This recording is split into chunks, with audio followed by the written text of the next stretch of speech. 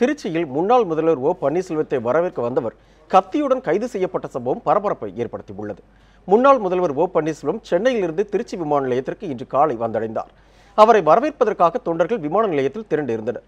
அப்போது நபர் ஒருவர் தமது மகளுக்கு திருமணம் வைத்துள்ளதாகவும் ஓபிஎஸ்ஸுடன் சேர்ந்து புகைப்படம் எடுக்க வேண்டும் என்றும் கேட்டுக்கொண்டார். ஆனால் அதற்கு அனுமதி மறுக்கப்பட்ட நிலையில் அந்த நபர் இடுப்பில் மறைத்து வைத்திருந்த கத்தி திடீரென கீழே விழுந்தது. இதனையடுத்து கத்தியை பறிமுதல் செய்த போலீசார் அந்த நபரை உடனடியாக கைது செய்தனர்.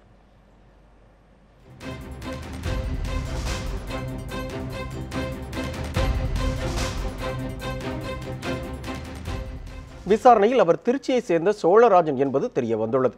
அவரிடம் போலீசார் தீவிர விசாரணை நடத்தி வருகின்றனர். ஓ பன்னீர்செல்வத்தை அவர் தாக்கும் திட்டத்துடன் வந்தாரா என விசாரணை நடத்தப்பட்டு வருகிறது. இதைத் தொடர்ந்து திருச்சி விமான நிலையத்தில் பாதுகாப்பு வசதிகளில் குறைபாடுகள் உள்ளதாக கூறி விமான நிலைய காவல் நிலையத்தை ஓ பன்னீர்செல்வத்தின் ஆதரவாளர்கள் முற்றுகையிட்டனர். மேலும் காவல் உதவி ஆணையருடன் முன்னாள் அமைச்சர்கள் பரஞ்சோதி, பூனாட்சி ஆகியோர் வாக்குவாதத்தில் ஈடுபட்டதால் பரபரப்பு ஏற்பட்டது. முன்னாள் சட்டமன்ற உறுப்பினர்கள், முன்னாள் அமைச்சர்கள், கழக நிர்வாகிகள் எல்லாம் வரவேற்பதற்கு அங்கே நின்று ஒரு 300 பேர் அங்கே நின்று கொண்டிருந்தோம். அந்த நேரத்தில் அடையாளம் தெரியாத ஒரு நபர் கையில் கத்தியுடன் அந்த இடத்திலே தள்ளி கொண்டு வரும்பொழுது அவர் கையில் இருந்த கத்தி கீழே விழுந்தது என்று சொல்லி கழக நிர்வாகிகள் அவரை பிடித்து காவல் நிலையத்திலே ஒப்படைத்திருக்கிறார்கள்.